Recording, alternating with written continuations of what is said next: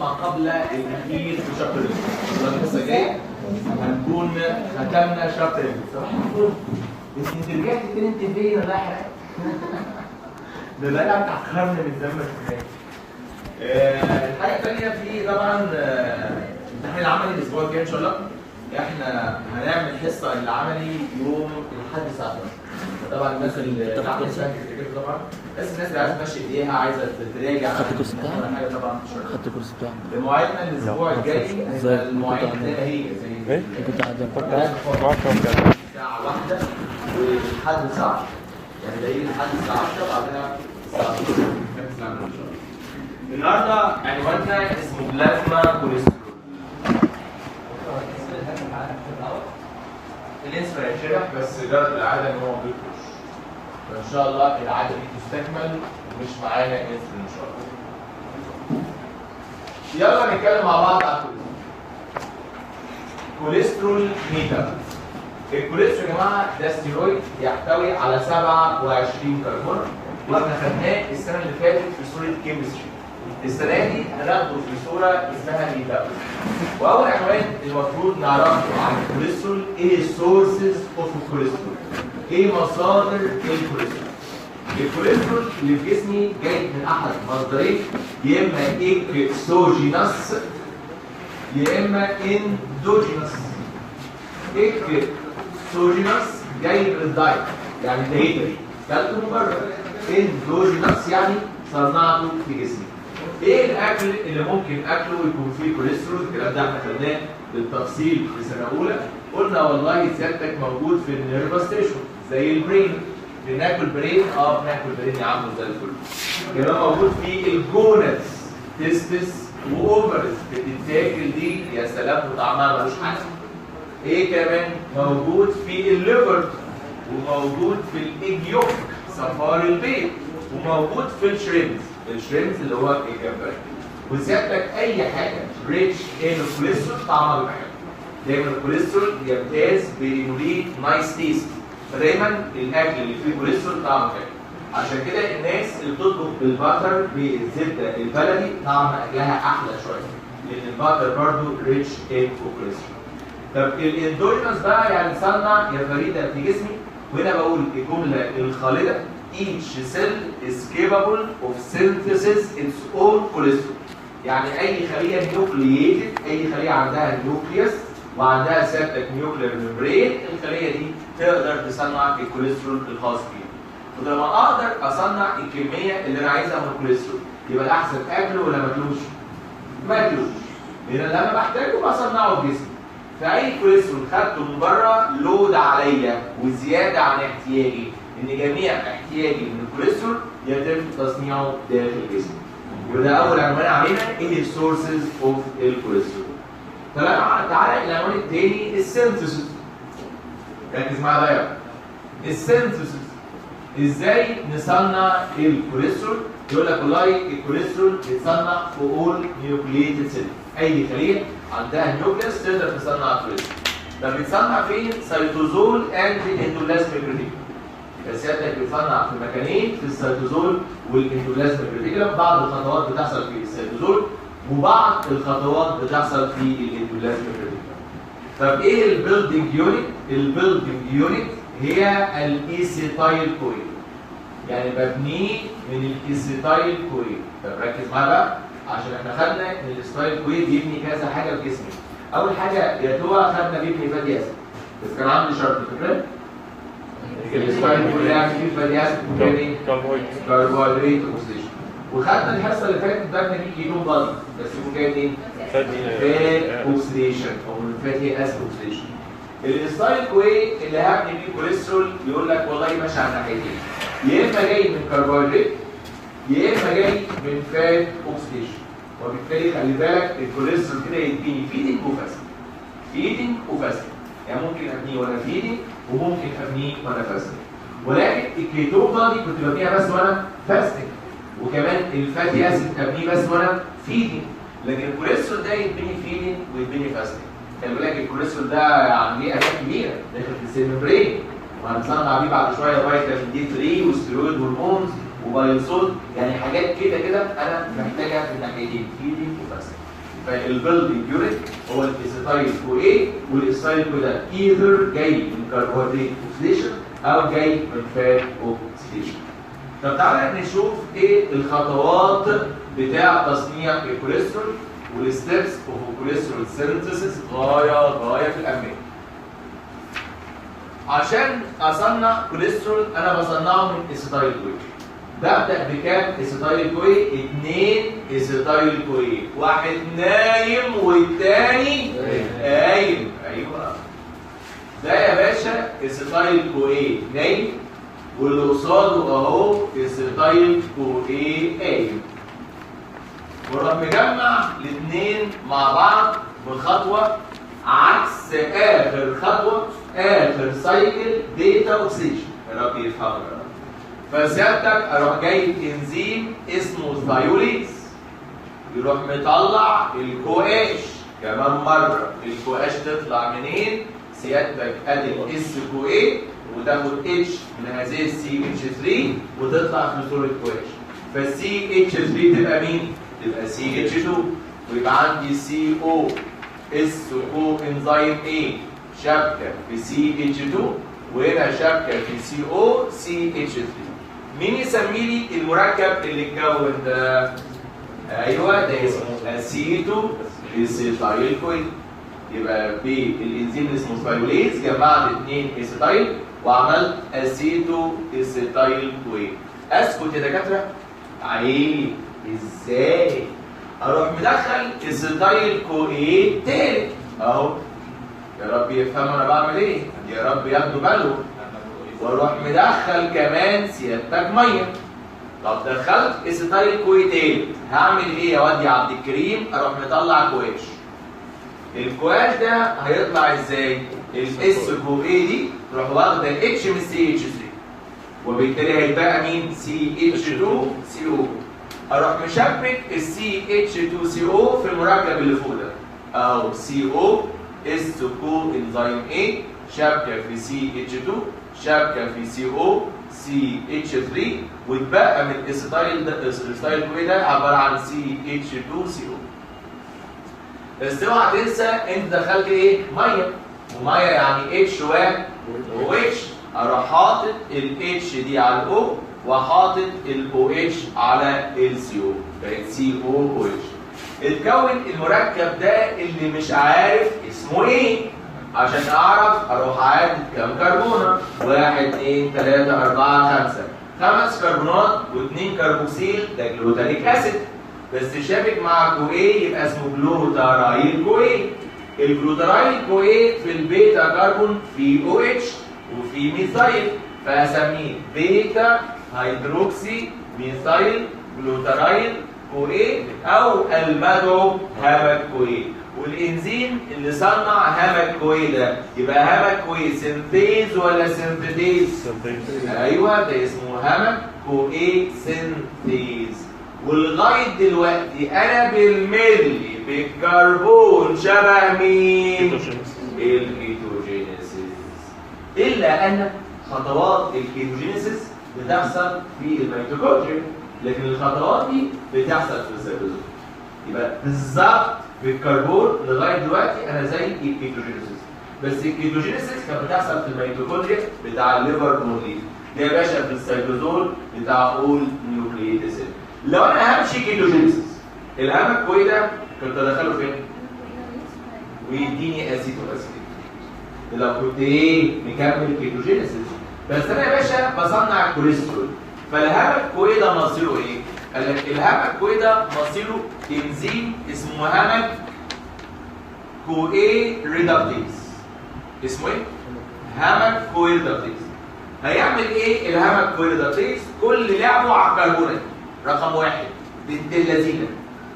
هيعمل فيها ايه؟ قال لك والله اول حاجه هيروح مطلع كواش، وهيحول الكربونه دي الى سي اتش 2 او اتش، وكمل الباقي زي ما انت.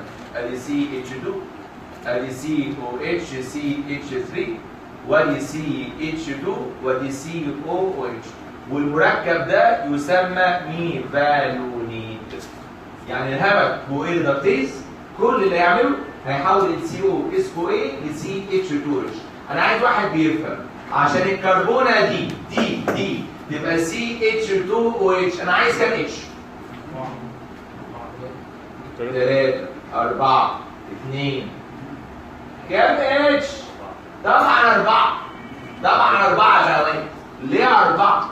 سيادتك دي اتش 2 او اتش ادي 3 والاس جوه خدت اتش وطلعت كواش 4. ال 4 اتش دول يا واد اجيبهم من كام نات بي اتش بلس اتش؟ 2. فالهامك كويردكتيز هيدخل 2 نات بي اتش بلس اتش ويطلعوا 2 نات بي ويحول الهامك كو ايه الى ميفرنيت. ايه اشهر حاجه تطلع نات بي اتش بلس اتش بلس؟ اتش ام بي. فاكر الامبورتنس بتاع النات بي اتش بلس اتش اللي اسمه في الاتش بي؟ جلوتاثيون ريدكتيز فور فاتي اسيد سينثيسيس هامك كو ايه ريدكتيز اللي فور الكوليسترول سينثيسيس. يبقى سيادتك انا محتاج اهو 2 نات بي اتش بلس اتش عشان احول سيادتك الهامك كو ايه الى ميفالونيت. والميفالونيت ده مركب مهم في وسط البازوين. الميفالونيت ده بسلسله من الخطوات يديني حاجه اسمها ايزوبرين يونت، والايزوبرين يونت تدي حاجه اسمها سكوالين، والسكوالين يدي حاجه اسمها لانوستيرول، واللانوستيرول يدي حاجه اسمها ديزموستيرول، والديزموستيرول يدي حاجه اسمها زايموستيرول، والزايموستيرول يديني في الاخر المركب اللي انتوا عارفينه اللي اسمه كوليسترول. كام كربونه؟ 27 كربونه. وفي الرنج دي اللي اسمها ستيرويد رينج لو تفتكر، ودي 17 كربونه، كده 18 كده 19 20 21 22 23 24 25 26 27 كربون. هل كده بقى اسمه كوليسترول؟ لا، لازم احط او اتش في رقم 3. هل كده بقى اسمه كوليسترول؟ لا، لازم احط دبل بوند ما بين 5 و6. هل كده بقى اسمه كوليسترول؟ بقى اسمه كوليسترول. يبقى سيادتك دي خطوات تصنيع الكوليسترول. هل اعرفها كلها؟ لا، لغايه ميفالونيت. يعني لغايه ميفالونيت حفظ صعب، لكن لانو وزايمو وديزمو والكلام ده كله سيبك منه. خليك انت لغايه ميفالونيت. ولغايه ميفالونيت في منتهى السهوله انت حافظهم قبل كده كلهم. انت حافظهم من الكيتوجينيسيس. انا هبدا ب2 اسيتايل كوين بخطوه عكس اخر خطوه اخر سايكل بيتا اوكسيديشن. بنزين اسمه ايه؟ بايوليز يديني اسيتو اسيتايل كوين. اسيتايل كويه تالت سيادتك بنزين اسمه هامك كويه سينثيز هامك كويه. لو انت كيتوجينيسيس كنت اشتغلت عليه في اللايز وقتها يديك اسيتو اسيتيك. بس انا كوليسترول سينثيسيس فهشتغل عليه بهامك كويه ريدكتيز اللي عايز كام نات بي اتش بلس اتش؟ الاثنين يحولوا الى ميفالونيت، وده انترميديت مهم جدا جدا جدا في تصنيع الكوليسترول. بعد كده بسلسله من الخطوات مش مهم تعرفها بيديني في الاخر الكوليسترول اللي فيه 27 كربون. ولك جميع كربونات الكوليسترول ال 27 درايفد فروم الاسيتايل كوين. كل كربوناته جت منين؟ جت من الاسيتايل كوين. ففي سؤال حلو قوي يا اياد ممكن يجي في الامتحان. يقول لك ايه الديفرنشال فيت اوف ذا هامك كوين؟ يعني ايه كلمه ديفرنشال فيت؟ ديفرنت فيتس. ايه الديفرنشال فيت اوف الهامك كوين؟ according to the site. تقول according to the site. لو السايت ميتوكوندريا ايه الفيت بتاعه؟ يبقى هامك كوين لايز ويديني اسيد واسيدين. بس لو انت سايتوزول واندولازميك ريتيكولم ايه الفيت بتاعه؟ هامك كوين ريدكتيز ويديني ميفالونيت ثم كوليسترول. فاهم حلو قوي. ديفرنشال فيت. كلمه ديفرنشال فيت يعني ديفرنت فيتس. ايه الفيت المختلفه بتاع الهامك كوين؟ الهامك كوين لو انت ميتوكوندريا هيشتغل عليه اللايز ويديني اسيد واسيدين. لو انت سايتوزول واندولازميك ريتيكولم هيشتغل عليه الهامك كوين ريدكتيز ويديني ميفالونيت ثم ايه؟ كوليسترول. ده اسمه ديفرنشال فيت اوف الهامك كوين. الكي انزيم بتاع الباثوي دي هو الهامك كوين ريدكتيز. يعني الكي انزيم اللي بكنترول بيه تصنيع الكوليسترول هو الانزيم اللي اسمه ايه؟ هامك كوين ريدكتيز. تعالى يا باشا نشوف ازاي نعمل ريجوليشن للكوليسترول سينثيسيس ونكتب عليها ريتن 2018 ومن احد اهم الريجوليشنز اللي في المنهج. خلي بالك موضوع الكوليسترول موضوع سهل وحلو وبيحبوه في الامتحان. ومن اسهل مواضيع الليبيد بدون شك يعني.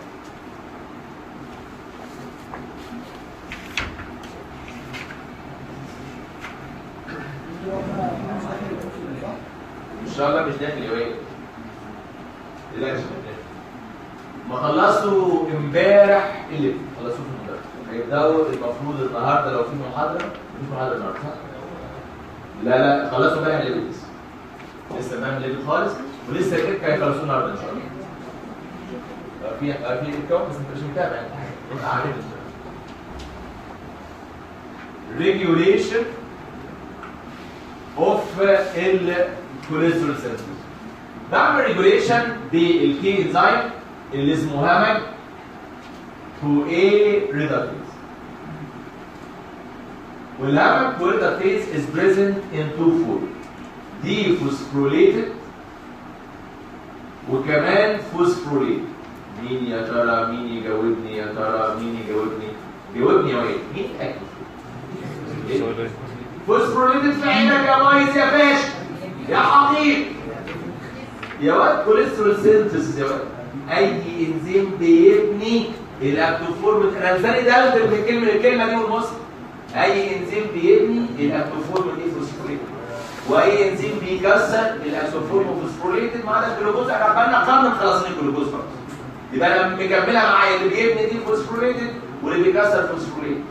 وده كي انزيم اوف مين يا واد؟ كوليسترول سينثيسيس. يعني ببني ولا بكسر؟ يبقى الاكتوفورم ايه؟ هي الدي فوسفوريليتد. اوعى تنسى الله يخليك. يبقى الاكتوفورم هي الدي فوسفوريليتد فورم. واي انزيم موجود في صورتين دي فوسفوريليتد وفوسفوريليتد. اروح راسم الشاسيه. عارف الشاسيه؟ برسم وقت كام بوكس؟ بوكسين، واحد من غير الفوسفين والتاني شابك في الفوسفين. وده يا باشا اهو هامج كو ايه ريدكتيز. وهنا كمان اهو هامج كو ايه ريدكتيز. وبحول الصوره الدي فوسفوريليتد للصوره الفوسفوريليتد بانزيم اسمه كاينيز صح؟ هذا الكاينيز از نوت سايكليك AMP ديبندنت. الكلام ده انا قلته لك وجمعته لك قبل كده. هو AMP ديبندنت كاينيز. AMP ديبندنت كاينيز. ايه الكاينيز اللي خدناها قبل كده يا سماح AMP ديبندنت؟ لا مش واحد بس. يعني ايه ديبندنت؟ عشان انا قلت لما انا قلت خلاص يا بايظ. انت صدقني ولا تصدقوا يا بايظ؟ صعيدي وحش. قال لك قالوا ايه؟ قالوا في عينك. اسكت يا بايظ. انتوا عرفتوا ان السنه الجايه النظام الجديد هيطبق؟ السنه الجايه على طول 5 و2. يعني يدخل الكليه السنه الجايه هيخلص معاكم ان شاء الله. شفت ازاي؟ شفت الزمن؟ اللي يدخل سنه اولى السنه الجايه هيخلص مذاكره معاكم. شفت حظكم حلو ازاي؟ واللي يدخل سنه اولى السنه الجايه هيخلص قبل سنه اولى السنه دي. حاجه دلع، حاجه عيله. فانت ممكن تحاول بقى تقول انا عيد من الاول بقى. وبسم الله ما شاء الله الاي ان تي هيتشال والرمض هيتشال. مفيش اي ان تي ولا في رمض. والنسا يا راجل النسا يا راجل. في ناس بتسقط فيها. النسا هتبقى 3-4 اسابيع وخلاص. 100 ورقه كده نورمال ليبر وخلص الموضوع. الله العظيم ده جديد وصدق قديم وصدق جديد. ده بص الطب هيبقى هنا، الطب هيبقى موز ايه ده؟ ايه الدلع ده؟ مفيش رمض يا راجل. الرمض ده الناس بتسقط فيه في الرابعه اسبوعين رمض وخلاص على كده. تدرس فورين بادي انزايم خلص الموضوع. هو غرض السيستم الجديد قال لك انا مش هخلي الواحد يستفيد في علوم هو مش هيحتاج. انا عايز اخرج من كليه الطب واحد جنرال براكتيشنر. يعني واحد يعني ممارس عام يعرف يعالج الحالات الطارئه. لكن ليه يدرس سقوط في بطانه الرحم وسقوط في الرحم وليه عمليات؟ افرض ما بتاعش جراح. طب هو ما بياخدش مش هيطلع بتاع رمض، يعرف ليه عمليات الرمض ويعرف ايه الكلام ده. مش هيطلع بتاع انف واذن. هو لو دخل في عياده مش هيعالج ودايتس اكسترنا وميديا وبتاع. ليه ياخد الحاجات اللي نسيسري، الحاجات اللي هي الارجنت. لكن باقي الحاجات ما فيش لسه يا باشا خلاص. ولا رمض ولا ايه دي الكلام ده اسبوع اسبوعين. بس الكلام ده مش ليك انت، هتاخد الكلام ده كله. اللي جاي جديد يا باشا هو اللي هيتذكر وهيبقى موديولز ويبقى موت نفسك خالص. ويبقى الموضوع سيادتك تختار تدخل اختار ايه؟ ابدا بايه؟ ابدا ادرس مين؟ ابدا ماسكولو سكليتال ولا ابدا كارديو فاسكولار ولا ابدا الطالب هيختار والله العظيم. ويبقى في الكتيف يعني انت تختار الكتيف بتاعك يعني الميجور بتاعك ايه؟ تركز فيه اكتر. انت عايز جراحه تركز في حاجه كده سبيشاليتي كل واحد ياخد الكتيف دي ويدرسوا مزيكا في الكليه. بص يا راجل والله العظيم قال لك احنا في ماده اسمها ميوزك مش هيبقى في قوام وعشا برضه. وقال لك في الكتيف بره في الميديسن يعني ممكن تاخد مثلا الكتيف اعلامي الكتيف الاعلامي والله العظيم ده يبقى دلع. الناس دي مش عارفه لو راحوا الجامعه يوم مش هيرجعوا تاني. السنه الجايه هتبقى الكليه عنب انتوا هتشوفوا حاجات بسم الله ما شاء الله وتفاجئ ان هيدخل اولى هيخلص معاك. ده هتبقى عندك حسره فظيعه. ايه انت بقالك 7 سنين بتحكي في الكليه وهو جاي اول حد شال مرتين هيبقى دفعه تسلم وانت قاعد تذاكر رمض وهو بيذاكر مزيكا يعني حاجه بسم الله ما شاء الله. انا قلبي عليكم بصراحه يعني بصراحه قلبي عليكم فانتوا لو كنتوا خلصنا خلاص عادي يعني خلصنا. لكن انت بتذاكر وبتذاكر ماده هتتلغي من عليه وقلبك انت هتسقط فيها هو مش هياخدوا بايوكيمستري لا يكون فانكم يعني على كده مفيش بايوكيمستري يا دكتور؟ مش هياخدوا بايوكيمستري؟ لا هيعملوا طبعا. لا الاكاديميك زي ما هو 3 سنين زي ما هو بس بدل ما هو في كتاب اسمه بايوكيمستري مفيش حاجه اسمها كده. هيبقى في موديول اسمه كارديو فاسكولار. الموديول اسمه كارديو فاسكولار ده هياخد الكارديو فاسكولار بتاع البايو وياخد الثوركس بتاع الاناتومي وياخد الكارديو فاسكولار بتاع الفسيولوجي وياخد الكارديو فاسكولار دراجز بتاع الفارماكولوجي. وبعد ما يخلصوا كلهم دول في الخلاط ياخد الكيسز اللي ريليتد بالكلام ده الانجينا ويتعالجها ازاي وبتاع يعني ياخدها بقى انتجريتد على بعضها. طب وياخد الامراض لا شمس موجود في اسكندريه. ده بقى كله اسكندريه مديولات اسكندريه مديولات ايه؟ اسكندريه بياخدوا اخر سنه فيها معادله سنه 2023 بعد كده هتقفل على مصر يعني بقى اللي هيتخرج بعد 2023 مش هيلحق معادله. هم بيغيروا السيستم ده عشان ياخدوا السيرتيفيكيشن فالمعادله تكمل عشان يسافروك بره يعني. الامتحان موحد في كل الجامعات الامتحان هتمتحن هنا في القصر عيني وبعد كده في نبات بس عشان تاخد بقى ديجري وتشتغل امتحان واحد في جميع الاشخاص عشان تتعين وتاخد كارير. ايه؟ لا انت خلاص بره الكلام ده طيب اهو ما عارف انا بصراحه انا هسيب بره المزيكا انا عجبني الموضوع ده. انا بصراحه الموضوع ده دخل دماغي بصراحه نقعد ندرس مزيكا وبتاع كل حاجه زي الفل يا راجل.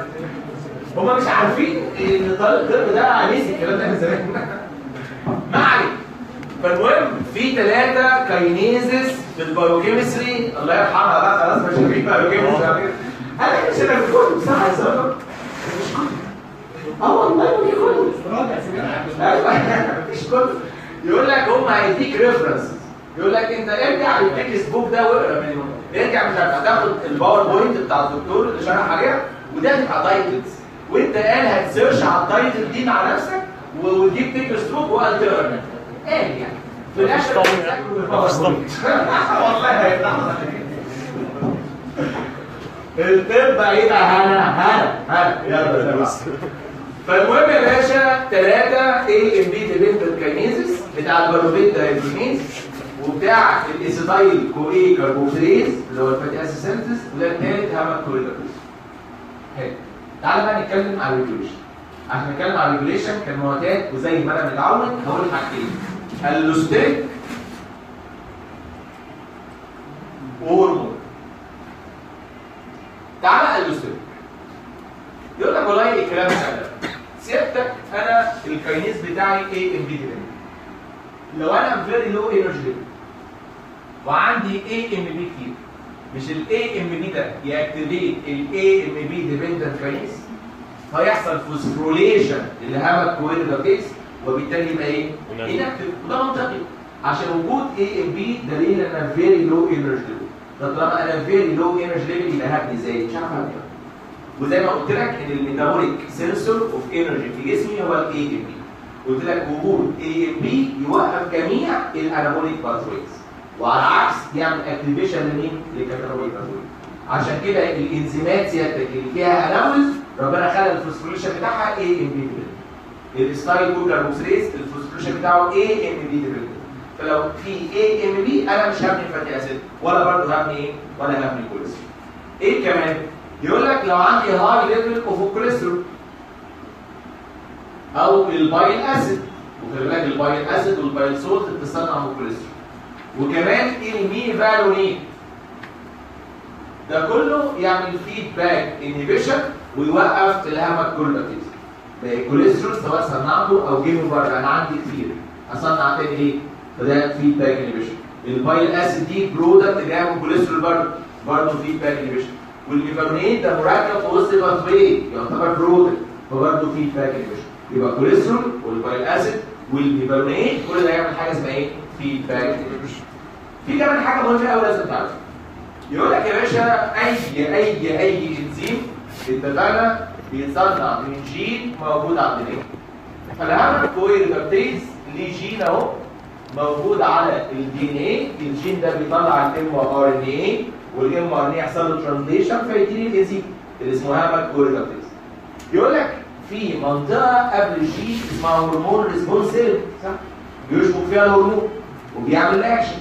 في هنا برضه منطقه قبل الجين اسمها السيرول ريسبونس ايلمنت، اسمها كده السيرول ريسبونس ايلمنت، اسمها كده. المنطقه دي بيشبك فيها بروتين اسمه السيرول ريسبونس ايلمنت بايندينج بروتين، اسمه كده السيرول ريسبونس ايلمنت بايندينج بروتين. فسيادتك السيرول ريسبونس ايلمنت بايندينج بروتين بيشبك اهو في السيرول ريسبونس ايلمنت ويعمل اندكشن، يخلي الجين يطلع كميه كبيره من الام ار ان اي فيترجم ويديني كميه كبيره من الهامك كوردكتيز. ده الطبيعي. البروتين اللي اسمه السيرو ريسبونس ايلمنت بايندينج بروتين يروح شابك في السيرو ريسبونس ايلمنت ويعمل اندكشن. قال لك لو عندي هاي ليفل اوف كوليسترول، يعني عندي كميه كبيره من الكوليسترول، الكوليسترول بيبايند للسيرو ريسبونس ايلمنت بايندينج بروتين ويمنع اتس بايندينج بالستيرو ريسبونس ايلمنت. يبقى كده انا شلت الاندكشن، يعني عملت حاجه اسمها ايه؟ ريبريشن. وده منطقي، ولما عندي كوليسترول كتير يبقى انا مش محتاج الهامك كويريدكتيز. الكلام ده غايه في الاهميه. بقول انا عندي ايلمنت مجموعه من النيوكليوتايد موجوده على الدي ان اي اسمها السيرو ريسبونس ايلمنت، يشبك فيها عبد الكريم بروتين اسمه ايه؟ السيرو ريسبونس ايلمنت بايندينج بروتين، فيزود الجين اكسبريشن بتاع الهامك كويريدكتيز اسمه اندكشن. ده الطبيعي وده في غياب مين؟ الكوليسترول. لو الكوليسترول موجود يروح شارك في السيرو ريسبونس ايلمنت بايندينج بروتين ويمنع ارتباطه بمين؟ بالسيرو ريسبونس ايلمنت. كده انا عملت ريبريشن وقللت الجين اكسبريشن بتاع الهامك كويريدكتيز لان عندي كوليسترول ومش محتاج اعمل تاني. كل ده يا باشا اسمه ايه؟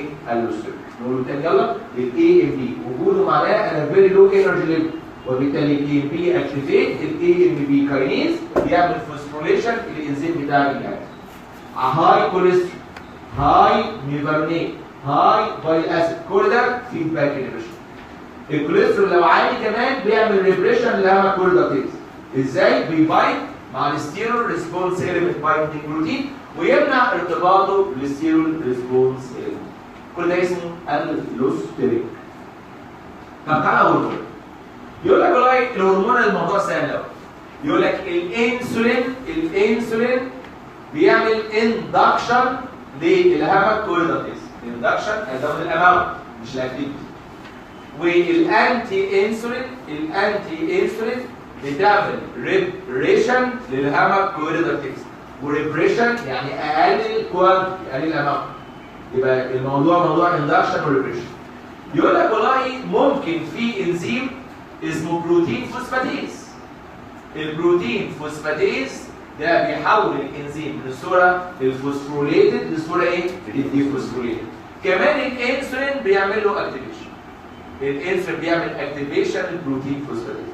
يعني الانسولين بيعمل حاجتين، اندكشن يزود الاماونت وممكن يزود الاكتيفيتي عشان بيحول الانزيم من الصوره الفوسفوريليتد للصوره الديفوسفوريليتد. بصوا انا خلصت زمرتي منكم اهو. 3 انزيمات الريجوليشن بتاعها بيبقى سايكليك ايه؟ بي اندبندنت. والثلاثه ريجوليشن دول غايه في الاهميه ولازم واحد في الامتحان.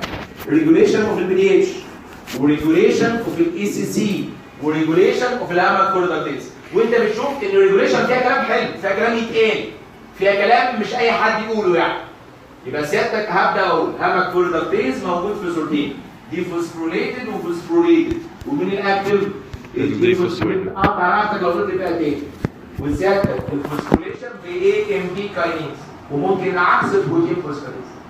هتكلم ريجوليشن في الاثنين هتلاقي هرمونال والوستيريك، سواء هنا او في اي سي سي او في بي دي اتش شغال هرمونال والوستيريك. سيادتك الوستيريك الاي ام بي، وده معناه فيري لو انرجي ليفل اكتيفيشن اي ام بي كاينيز فوسفوريليشن، يبقى خلاص بيناك. طيب الفيدباك انيبيشن، عندي كوليسترول عالي والاسيد عالي بيكربونات عالي، ده فيدباك انيبيشن.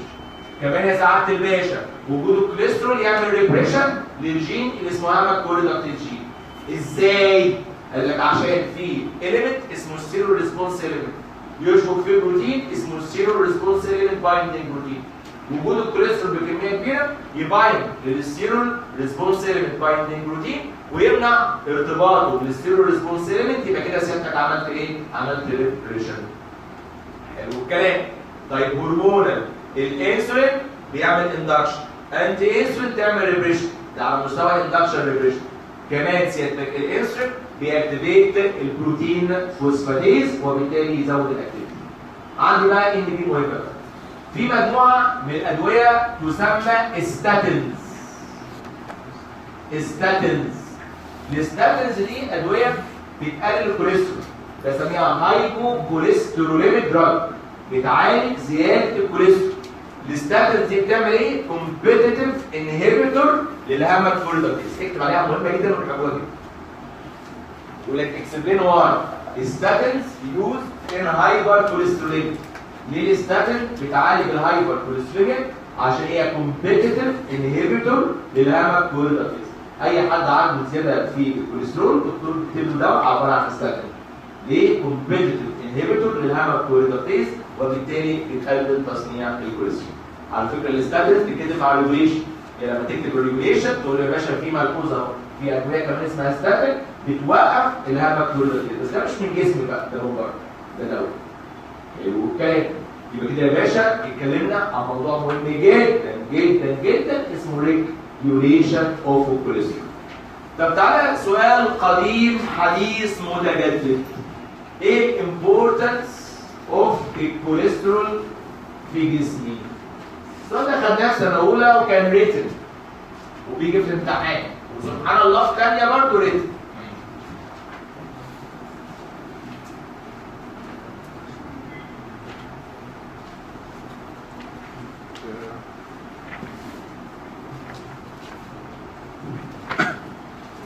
ايه الامبورتنس اوف الكوليسترول؟ يقول لك والله مهم للسيل ممبرين وكمان البلازما لايبوبروتين. سيل ممبرين وبلازما لايبوبروتين. خدت الهيستولوجي وخدنا برضه في كيمستري يقول لك ان الكوليسترول ده موجود في السيل ممبرين وبيموديريت بيريجوليت الممبرين فلويد. فاكره يعني ايه كلمه ريجوليت ممبرين فلويد دي؟ وبيزود وبيقلل وبينظم الفلويد. كمان سيادتك احنا بناكل سيادتك دهون، والدهون بتمشي في الدم. ازاي بتمشي في الدم؟ شبكه على بلازما بروتين، يبقى ليبيد مع بروتين يبقى لايبوبروتين. البلازما لايبوبروتين دي تحتوي على الكوليسترول، يبقى موجود في السيل ممبرين وبيحافظ على الفلويديتي بتاع السيل ممبرين، وكمان سيادتك موجود في البلازما لايبوبروتين. مش بس كده، ده كمان الكوليسترول يدخل في تصنيع استيرويد هرمون. مين فاكر؟ محمد طبعا. فاكر يا محمد ايه الاستيرويد هرمون؟ كان نوعين يا محمد، 6 هرمون و7 هرمون، صح؟ صح يا فايدة. 6 هرمون يا بايظ. 6 هرمون صح، وكورتيكويد. وال6 كان ميل وفيميل 6 هرمون. الميل 6 هرمون اسمهم اندروجينز زي التستوستيرون، والفيميل 6 هرمون كان استروجينز وبروجسترون، والكورتيكويد كان فيه مينرال وكورتيكويد زي الالدوستيرون. وجلوكوكورتيكويد زي كورتيزول وكورتيزول، كل دول فورمت اوف كوليسترول. بتصنيع الاستيرويد هرمونز سيادتك جميع الاستيرويد هرمونز فورمت فروم الكوليسترول. ايه كمان يا باشا اهميه للكوليسترول؟ قال لك تصنيع فيتامين دي 3 اللي اسمه كولي كالسيفرول، وده خدتوه في الفسيولوجي السنه دي وخدتوه في البايوستر اللي فات. لو تفتكر كان في كوليسترول في الليفر بانزيم اسمه 7 ديهيدروجينيز، راجع فيسيو يتحول لمين؟ 7 ديهيدرو كوليسترول، وده بيروح اندر ذا سكين، ولما اتعرض ليو في ار يتحول لفيتامين دي 3. فيتامين دي اسمه كالسيفيرول، وده جاي من الكوليسترول يبقى اسمه كولي كالسيفيرول. يبقى الكوليسترول يدخل في تصنيع فيتامين دي 3. امال فيتامين دي 2 كالسيتريول ده اكتوفول، لكن فيتامين دي 2 يا اهل الفسيولوجي نهار اسود فين الفسيولوجي؟ يا سلام ارجو كالسيفرول ده بيجي من ارجوستيرول في البايوستر اللي فات. لا مش معاش انا قلت يمكن الفسيولوجي ربنا طلع في البركه ولا حاجه وفاكرين، لكن انا هفتكروا بايو فاكرين بايو الحصه اللي فاتت هتفتكروا بايو السنه اللي فاتت. يلا انا فوضت امري لله، هم عارفوا الحقيقه دي فقال لك خلاص يا عم مش نافعين في الطب نديهم مزيكا يمكن يطلع منهم موسيقار ولا حاجه. السيفن دي هيدروجينيز ليه؟ ده بيشيل هيدروجين عايز ما تقولش ليه؟ ده دي هيدروجينيز مش ريدر فيز خالص. يقول لك يا باشا رقم 4 مهم للبايل سولت فورميشن، دي برضه خدناها السنه اللي فاتت بس انا هاخدها بالتفصيل سريع. سيادتك الكوليسترول يدخل في تصنيع البايل سولت ازاي؟ الباثوي كتصنيع البايل سولت غايه في الامان. لا ما تبصليش وتقول لي اللي خلصنا المرة خلاص. يعني لا كده ضد الليفل، انت عايز ايه تاني؟ مفيش حاجة مبدئية تاني خلاص، ما يبقاش عندك عشم، خلاص اللي جاي كله عليك. نرسم الكوليسترول. كام كربون الكوليسترول يا باشا؟ 27 كربون. حلو. اهو. وفي او اتش برقم 3 وفي دبل بوند ما بين 5 و6 ده اسمه كوليسترول. الباشا اللي اسمه كوليسترول ده وفي 27 كربون عايزين نصنع منهم البايل اسيد اللي فيهم 24 كربون. البايل اسيد فيهم 24 كربون خلي بالك. كان في نوع اسمه برايمري بايل اسيد ونوع اسمه سكند بايل اسيد لو تفتكروا ولا حد فاكر حاجه. المهم هفكركم دلوقتي عشان اصنع من الكوليسترول بايل اسيد هبدا بانزيم اسمه 7 الفا هيدروكسيليز. 7 الفا هيدروكسيليز. احنا خدنا واحد اسمه الفا هيدروكسيليز من غير 7 دي. خدناه فين؟ الالفا هيدروكسيليز. انت في عيني الفا اوكسيشن ده حتى كان ناقصه مرض اسمه ايه؟ ريفسم ديزيز. اعراضه ايه؟ طبعا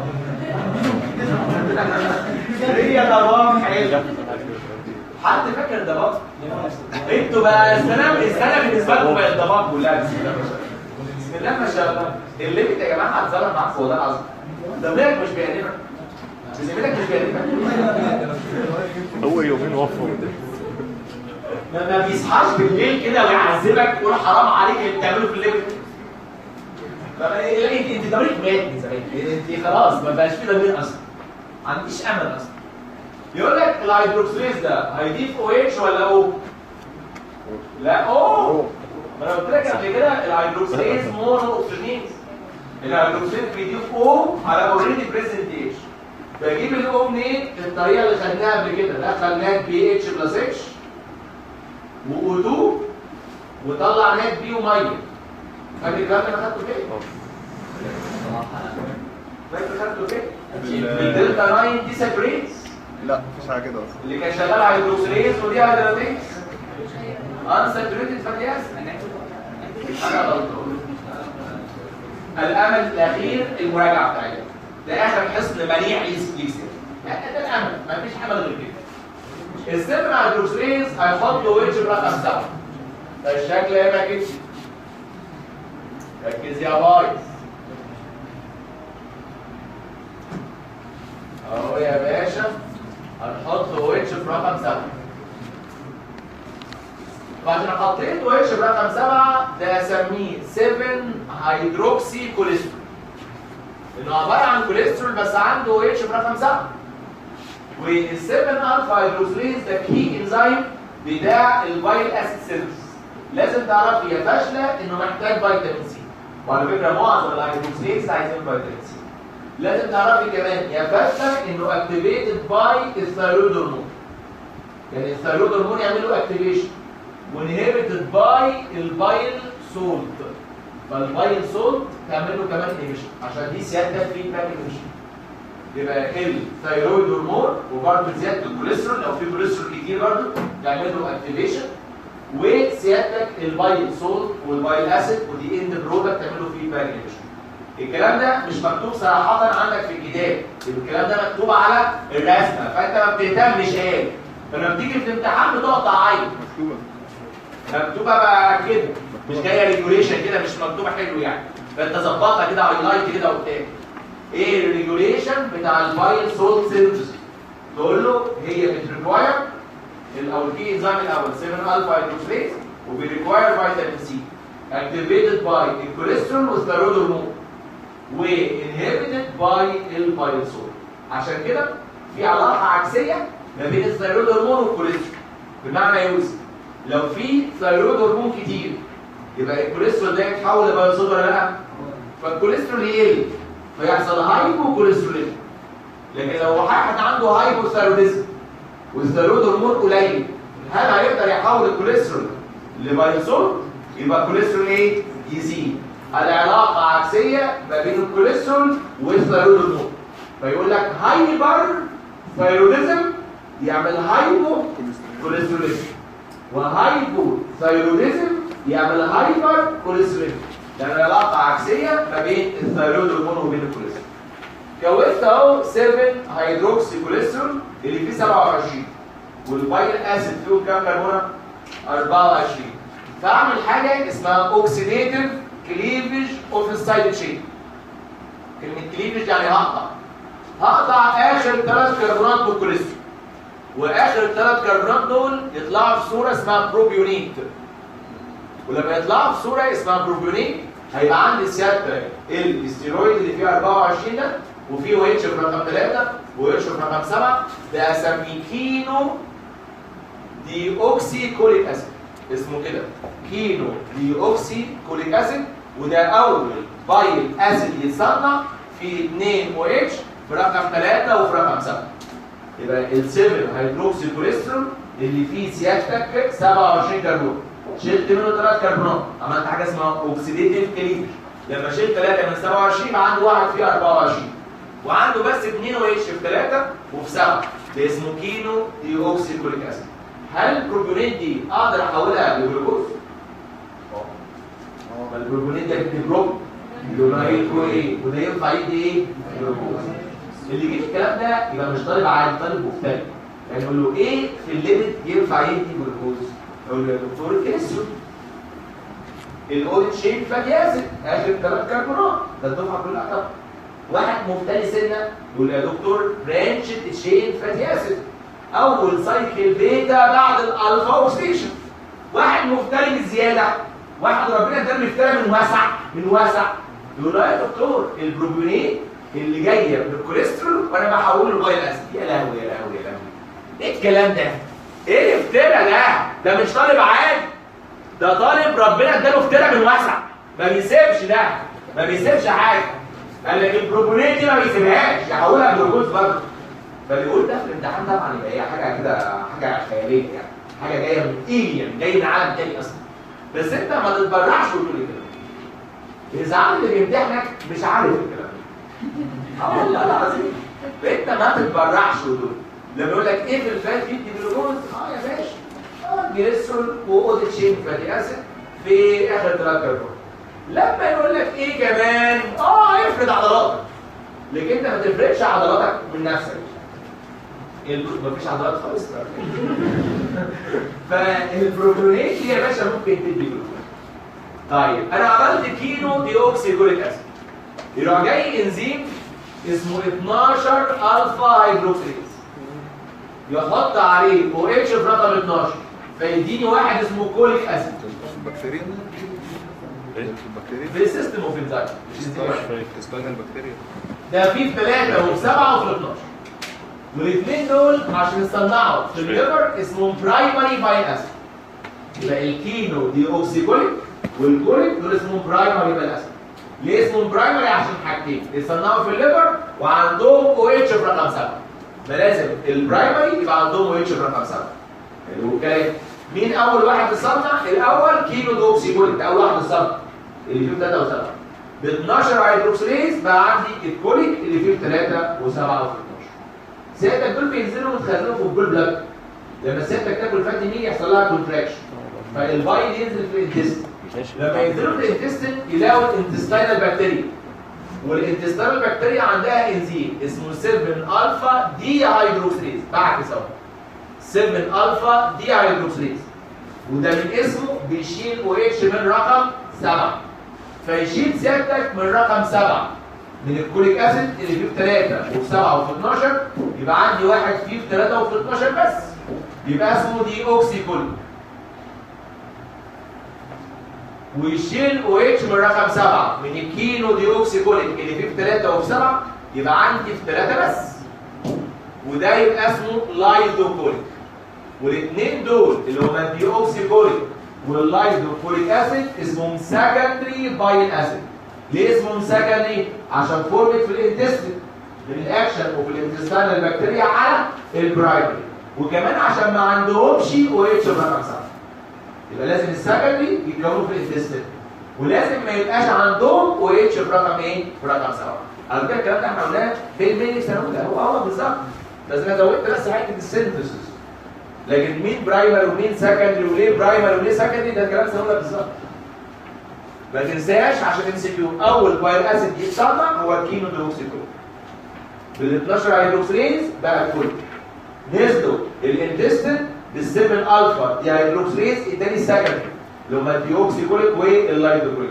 ده حتى بالاماره كنت بقول لك اسمه لايزو عشان بيعمل الديزيز بيعمل ستون بيعمل حصوات. وليه بيعمل حصوات؟ هو الليست بولر عشان عنده بس او اتش واحده بس برقم 3. فهمت ازاي؟ طب دول اسمهم بايل اسيد. ازاي كنا بنعمل بايل صوت؟ قال لك البايل اسيد دول بيحصل لهم كونجوجيشن ارتباط يا اما مع جلايسين يا اما مع طور ولا تورين؟ تورين جلايسين او تورين ووراهم الصوديوم ويديني حاجه اسمها صوديوم جلايكوكوليت او صوديوم توروكوليت وصوديوم جلايكوكوليت وصوديوم توروكوليت دول اللي اسمهم بايل صوت. مين اكتر طيب جلايسين ولا تورين؟ جلايسين يا بويز 80% جلايسين 20% تورين. يبقى الكونجوجيشن اكتر مع الجلايسين 80% جلايسين و20% تورين. يا جماعه السينثيسيس وفي البايل اسيد والبايل صوت مهمه جدا جدا. وده كله امبورتنس اوف كوليسترول تصنيع السيلمبرين والبلازما لايبوبروتين ستيرويد هرمون فيتامين دي 3 وخدنا بالتفصيل تصنيع البايل صوت. اوعى تنسي الريجوليشن بتاع البايل صوت. الكي انزيم 7 الفا هيدروكسيليز محتاج فيتامين سي اكتيفيتد بالثيرويد هرمون والكوليسترول وانهبيتد بمين؟ بالبايل اسيد والبايل صوت. طب تعالى نشوف الكاتابوليزم اوف الكوليسترول بيحصل ازاي؟ او ساعات بنسميها اكسكريشن. ازاي نتخلص منه؟ قال لك والله 50-50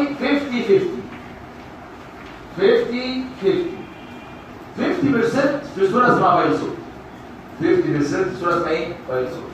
اعمل بايل صوت تنزل الانتستين من على الصوت ده 50% من الكوليسترول اللي بنتخلص منه.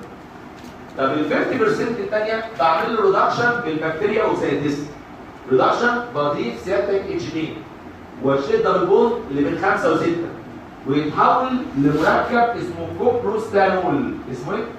كوبروستانول او كوليستانول الاثنين واحد كوبروستانول او كوليستانول. طب ايه مصير الكوبروستانول؟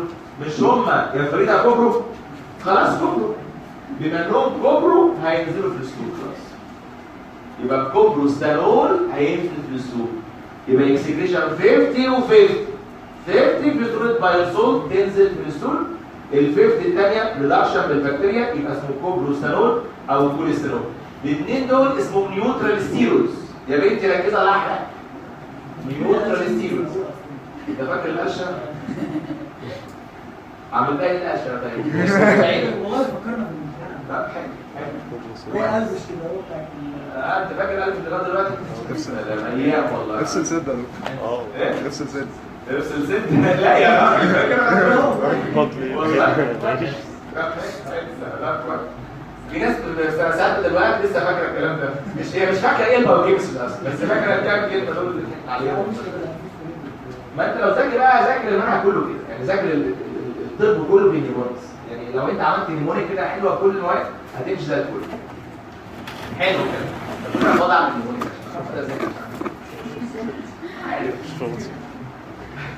ساعه من عايز حد يعمل لي نيمونيك ويخلصها. ف 50% بايوسول و50% كوبروستانول والكوليسترول اسمه نيوترال ستيرويد. تعالى بقى نتكلم عن عنوان اكتب عليه اسمه بلازما كوليسترول.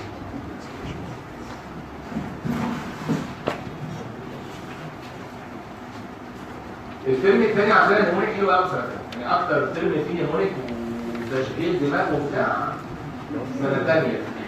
بروتين فيلم سي بروتين ميتابوليزم فيه شويه حاجات حلوه قوي.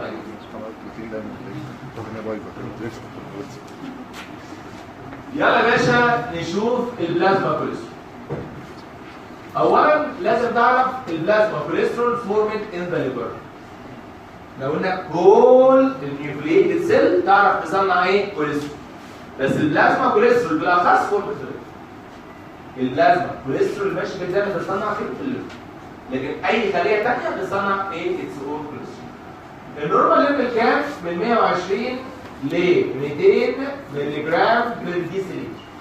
الرقم حفظ. والرقم الاحدث من ده 100 مللي.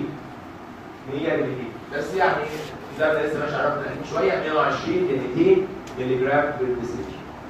الرقم ده تلتينه بيبقى في صوره اسمها كوليسترول استر. والتلت في صوره اسمها كوليسترول. تعرفي تقولي لي ايه الفرق ما بين الكوليسترول والكوليسترول استر؟ قول. برافو عليك يا احسنتي، ايوه كده، وده المستوى اللي انا عايزه. الكوليسترول نمبر 3 فيه او اتش. لو شبكت فاتي اسيد في الاو اتش في نمبر 3 يبقى اسمه كوليسترول استر. يبقى مين بولر ومين نون بولر؟ البولر كوليسترول استر يا بايظ، لما ضيعت الاو اتش يا بايظ. الكوليسترول ليه بولاريتي، الاو اتش ليه بولاريتي، لكن الكوليسترول استر ده نون بولر. بيقول لك الكوليسترول استر ده بيبقى مستخبي في الكور بتاع اللايبوبروتين. بتاع اللايبوبروتين كومبلكس مستخبي في الكور عشان نون بولر. لكن الكوليسترول ممكن الاقيه على الوول عشان فيه او اتش رقم 3. يبقى البلازما كوليسترول اولا فورمت فين؟ في الليفر. ثانيا تلتين البلازما كوليسترول اللي هو 120 ل 240 ده سيادتك موجود في صوره كوليسترول استر. والتلت موجود في صوره اسمها كوليسترول. الكوليسترول استر عشان نون بولر مستخبي في الكور بتاع اللايبوبروتين. ومن الانزيم اللي بيحول الكوليسترول لكوليسترول استر يا وطن اللي كان بيعمل ايه؟ من فين لفين؟ من الليسيسين للكوليسترول. فيجيني لايزوليسيسين وكوليسترول استر. فاللي بيحول الكوليسترول لكوليسترول استر انزيم اسمه الليجات. ليسيسين وده خدناه في حصه اللي فاتت. ليسيسين كوليسترول ايسايل ترانسفيريز. ابدا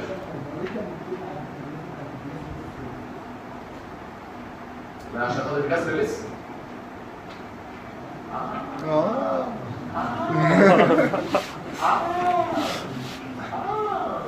شفت اليوم يا ريس لسه نو. شفت ازاي العلم كان بيتجاني يا معلم. يبقى اللي بيحول الكوليسترول لكوليسترول استر انزيم اسمه الليجات. ليسيسين كوليسترول ايسايل ترانسفيريز. مين اهم لايبوبروتين بتشيل كوليسترول وكوليسترول استر؟ واحده اسمها LDL لو دينستي لايبوبروتين. ودي بتشيل الكوليسترول من السيركوليشن وتوديه التيشوز. بيتكاري الكوليسترول تو التيشوز. لما بتكاري الكوليسترول يا عمر تو التيشوز اللي هي جود ولا باد كوليسترول؟ باد يا بارد. بتودي كوليسترول التيشوز يبقى بتزود الاثيروسكليروز. وكمان في واحد اسمه HDL هاي دينستي لايبوبروتين، وده بيكاري الكوليسترول فروم التيشوز تو الليفر. يبقى جود ولا باد؟ جود طبعا، عشان شال كوليسترول من التيشو وداه الليفر عشان يصنع بايلسول، يبقى قلل احتمالات الاصابه بالاثيروسكليروز. فال LDL ده اسمه باد كوليسترول، لكن ال HDL ده اسمه ايه؟ اسمه جود كوليسترول. عايزك تفهم حاجه كمان، هو الطبيعي مين بيصنع البلازما كوليسترول؟ الليفر. يبقى الطبيعي ان الليفر يصنع كوليسترول ويوديه السيركوليشن. ال HDL بيلم الكوليسترول من التيشو ومن السيركوليشن ويرجعه على الليفر، ده عكس الطبيعي، ده اسمه ريفيرس كوليسترول ترانسبورت. لازم تعرف الكلمه دي. ال HDL الاكشن بتاعه اسمه ريفيرس كوليسترول ترانسبورت. ان الكوليسترول ترانسبورت الصح ان اصنع في الليفر وودي السيركوليشن. HDL بيعمل العكس، بيشيل من التيشو والسيركوليشن وودي الليفر، ده اسمه ريفيرس كوليسترول ترانسبورت. ال LDL سميناها بقى كوليسترول عشان بيزود الاثيروسكليروز، وال HDL اسمه جود كوليسترول. لازم سيادتك الريشيو ما بين الاثنين تبقى اقل من 4:1، تبقى اقل من 4:1. فكده انا عندي LDL بسيط و HDL ايه محترم، فما عنديش اثيروسكليروز. لو الريشيو دي عدت ال 4:1 يبقى في احتمالات كبيره للاصابه باثيروسكليروز. عشان كده الريشيو دي اسمها اثيروجينيك اندكس. اسمها ايه؟ اثيروجينيك اندكس. لازم ال LDL على ال HDL ريشيو تبقى less than 4:1، ولو زدت عن 4:1 يبقى في احتمالات عاليه للاصابه بالاثيروسكليروز.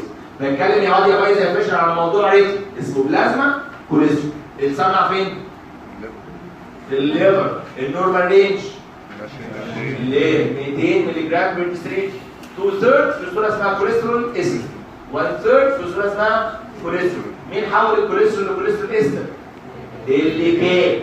الكوليسترول استر ده نان بولر استخبى في الجول بتاع اللايبوبروتين، اشار على LDL و HDL. والكوليسترول ممكن يبقى في الجول. مين اشهر اثنين لايبوبروتين يا مصطفى بيشيلوا الكوليسترول؟ LDL و HDL. LDL بيشيل لفين؟ للتيشو. HDL بيشيل من التيشو يودي فين؟ يبقى مين جود ومين باد؟ HDL جود و LDL باد. الريشيو ما بين ال LDL على ال HDL less than 4 عشان يبقى كويس. more than 4:1 يبقى في احتمالات للاصابه بالاثيروسكليروز، بنسميها اثيروجينيك اندكس. حلو الكلام. تعالى نشوف اثنين ديس اوردرز مرتبطين بالكوليسترول، اكتب عليهم ريتد وعملي غايه في الامان.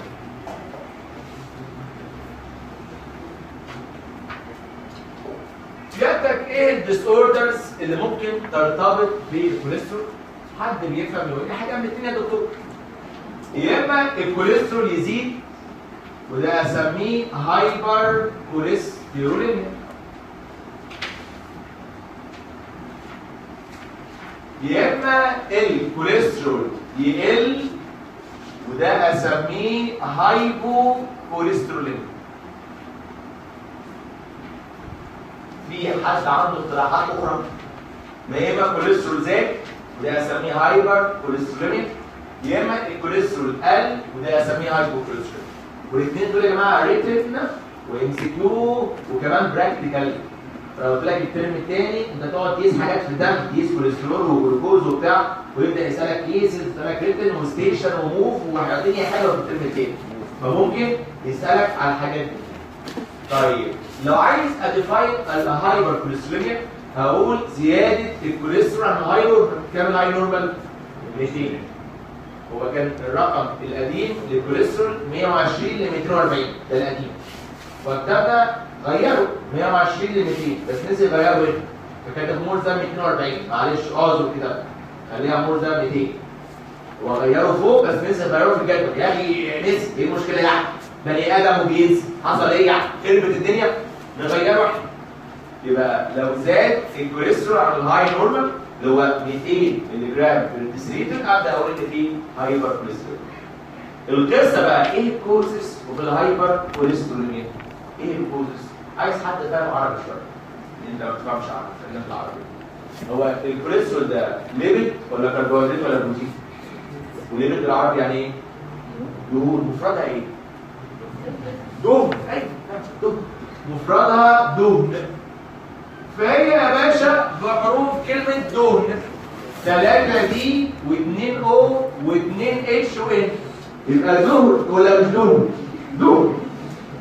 ايوه دهن، هو دهن. دهن فعلا اسمها دهن. 3 دي اول دي قال لك دايت ريتش ان الكوليسترول.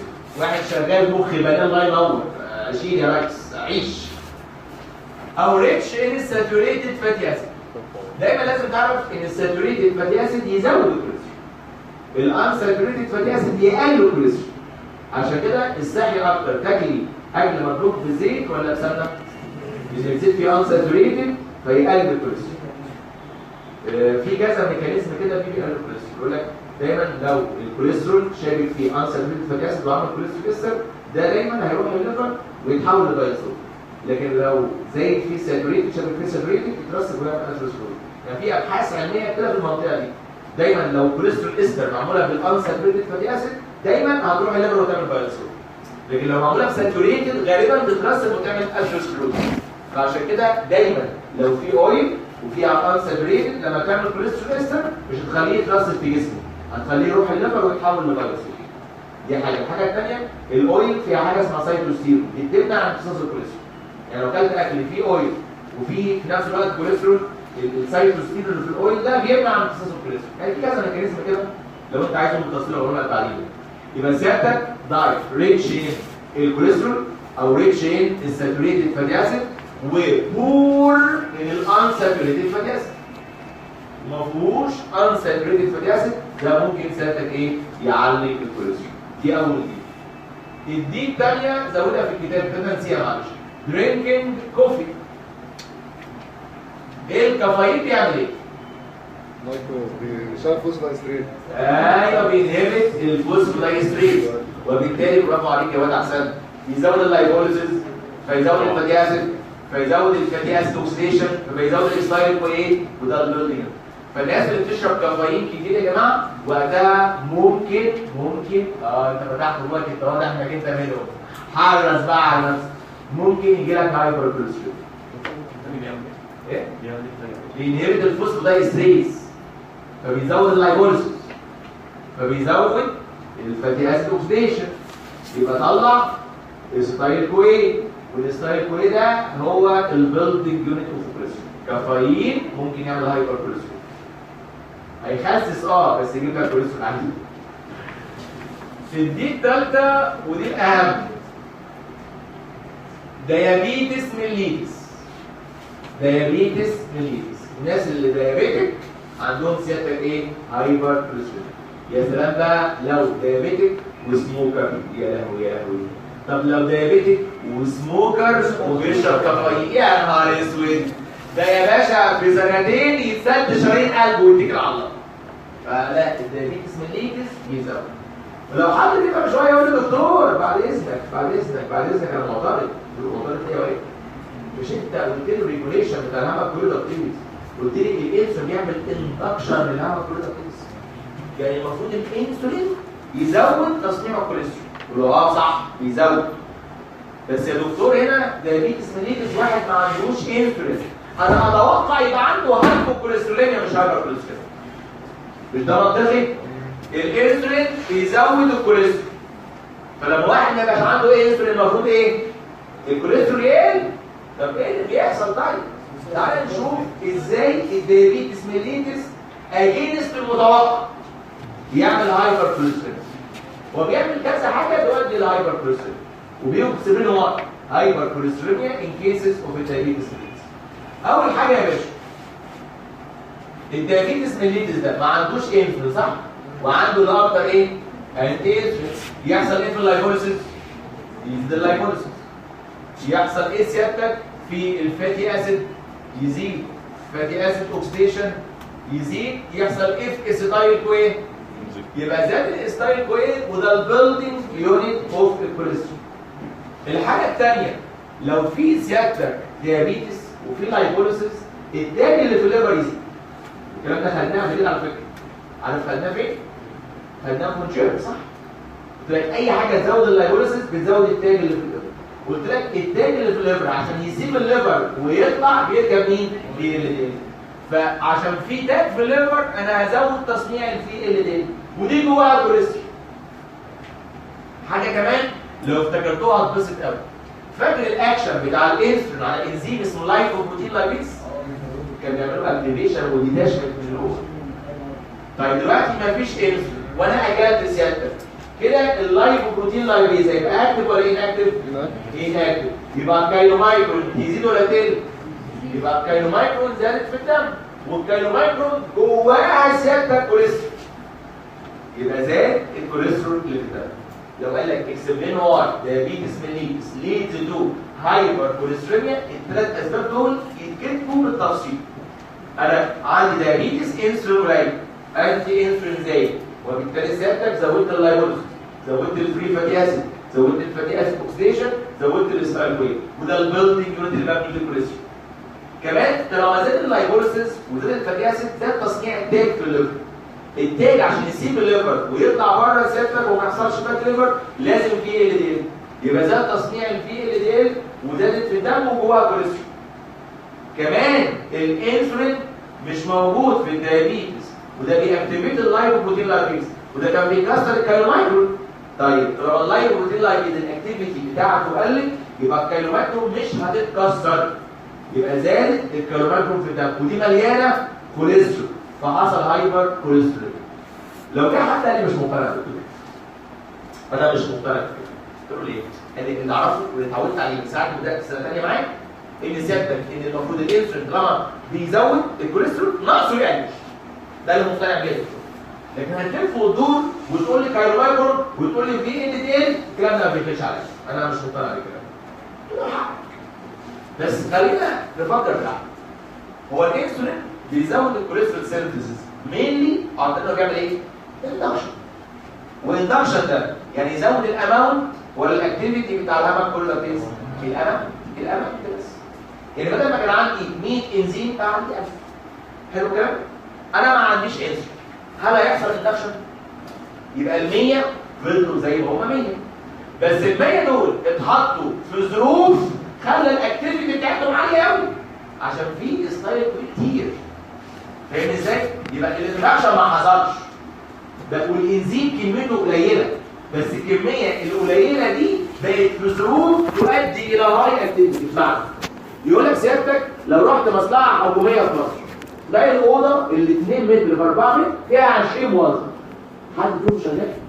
اللي بتقمع باميه واللي بتقشر كوسه واللي مش عارف بتعمل ايه واللي بتحل كلمات متقاطعه وتيجي واحد مش فاضي عدى عليا بكره. يا ابني انت بتعمل كلمات متقاطعه عليك لا عدى عليا بكره. هو خلاص ولا حد شغال. ده في كوكب مصر. لكن في كوكب اخر اسمه كوكب اليابان تلاقي سيادتك واحد بس في الاوضه وقدامه جهاز لابتوب محترم كده وسيستم وبتاع وقايم بوظيفه ال 20 واحد كلهم. ده اللي بيحصل. هو واحد بس نمبر قليل بس ايه؟ بس هاي اكتيفيتي تتحط في انفايرمنت تخلي الاكتيفيتي بتاعته عاليه. يبقى الانسولين مش موجود ما حصلش اندكشن معاه. الكميه ما زادتش بس الكميه القليله دي بقت هايلي اكتف عشان وجود كميه كبيره من السيرفر. ومع الكلام ده تكتب له بقى ايه؟ اسباب كتابنا اللي كده. عشان سيادتك زياده اللايبوليسيس وزياده الستايل ويت وعشان زياده البي ال دي وعشان نقص الاكتيفيتي بتاع اللايبوبروتين لايبيز فازاتيك فايبر. طبعا الاثنين بس طبعا اكتر يعني غالي قوي يعني ماشي بس مش شغال البكتيريا مش موجود ريزيستنس يا بابا. 3 دي 2 او اول اوبيزيتي منطقي ولا مش منطقي؟ ناس الاوبيز عندهم سيادتك هايبر كوليسترول. الاو الثانيه اوبستراكتيف جونز. بنقول ليه؟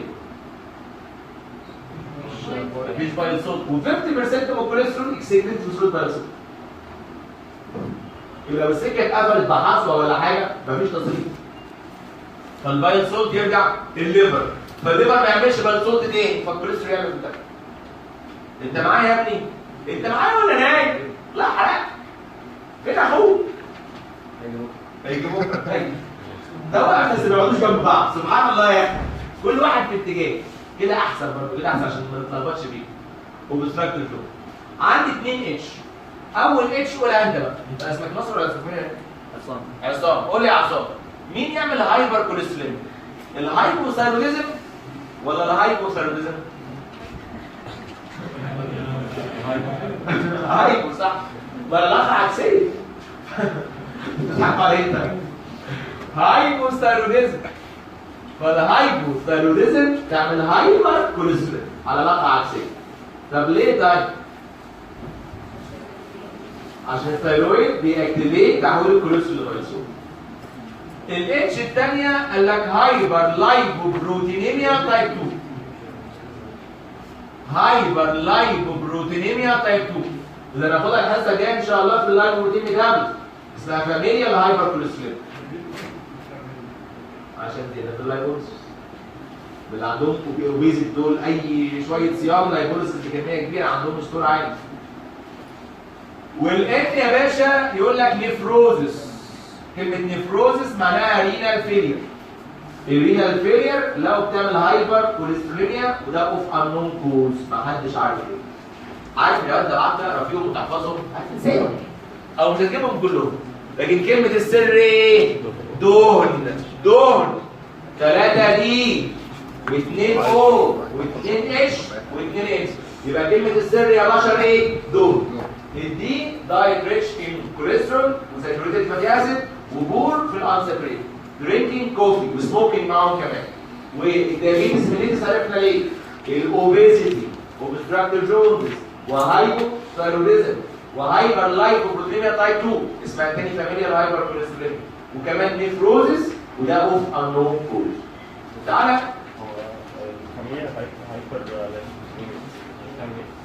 بتزود الكوليسترول. انا اعرفها في ناس حاجه اسمها الريسك. اعرف الاسم بس غير الريسك. هناخدها بالتفصيل. تعالى يا باشا هايبو كوليستروليميا.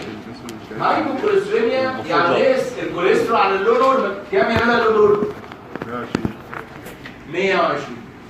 يبقى لو قل الكوليسترول عن 120 مللي جرام في الديسليتر اقول ده فيه هايبو كوليسترول. ايه الكوزز اوف الهايبو كوليستروليميا؟ انا هحكي لكم قصه حياتي. حاتم منحوس حظ وحش سيادتك في الاول.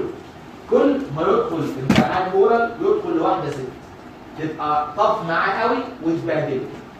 خلاص جاب درجه وحشه ومشي. الامتحان اللي بعده امتحان الهيستولوجي واحده ست تبهدله. الثلاث امتحانات مشوا بهذا النمط. جه في رابع امتحان دخل لقى واحده ست فهو قال خلاص انا متبهدل. بص يا ست الكل انا عارف ايه اللي هيحصل، اتفضلي وبهدلي. هو بحروف كلمه بهدلي. ربنا يا رب ما يجيب اي بهدله يا رب ابدا يا حاتم ابدا يا رب ان شاء الله. فقال لك البي prolonged starvation. واحد ما بيصومش، واحد ما بياكلش، هيجيب منين الكوليسترول؟ prolonged starvation يؤدي الى هايبوكوليسترول. الاتش يا عصام هايبر هايبوثايروديزم. هايبر احسنت يا واد، احسنت يا عصام يا جامد انت. هايبر ثايروديزم يعمل هايبوكوليسترول. طب الدي دايت يا ناصر ريتش ولا بور ان الكوليسترول؟ بور في الكوليسترول وفي الساتوريتد فاتي اسيد وريتش في الانساتوريتد فاتي اسيد. ده يعمل هايبوكوليسترول. ال ليفر ديزيز ليه يا فريد؟ لان البلازما كوليسترول استنى فين؟ في الليفر. فلو في ليفر ديزيز البلازما كوليسترول هيقل. منطقي. الاي انفكشن وكمان انيميا وده برضه اوف ارنوكوز. الناس اللي عندهم انفكشن او عندهم كرونيك انيميا بيبقى عندهم هايبوكوليستروليميا وده اوف ارنوكوز. يبقى الهايبوكوليستروليميا بحروف كلمه ايه؟ بهدلي. prolonged starvation هايبرثايروديزم دايت بور في كوليسترول وساتوريتد فاتي اسيد وان ساتوريتد فاتي اسيد ليفر ديزيز وانفكشن. يبقى موضوعين سهلين جدا وممكن اي واحد فيهم يجي في الامتحان. دول وبهدل. تعالى يا باشا اخر عنوان في شابتر الليل. يلا يا اخوي كفايه بقى ولا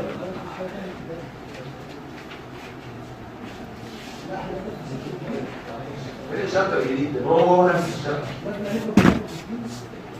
لا؟ يلا يا واد لازم نجري. مين اللي في الشابتر واحد؟ سبحان الله. كنت شابتر ايه؟ يا باي احنا كملنا ساعه. بالنسبه له شابتر بالنسبه له ده لازم نجري. ايه الليميت اللي موجوده في الدم؟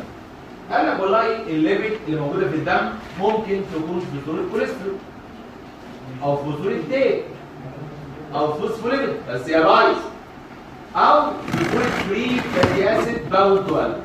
هم دول اللي في الدم. النورمال ليفل بتاع البلازما ليميت من 400 ل 700 مللي جرام بير ديسيليتر متوزعين على بعضهم. فالكوليسترول قال لك من 120 ل 200 مللي جرام بير ديسيليتر. التاج من 50 ل 150 مللي جرام بير ديسيليتر. فوسفوليبيد 150 ل 250 مللي جرام بير ديسيليتر.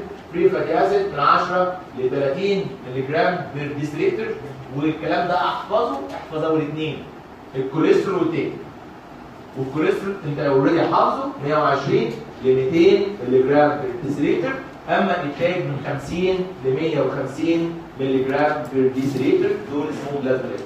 قال لك الافرج بتاعهم من 400 ل 700 مللي جرام بير ديسيليتر. حلو كده.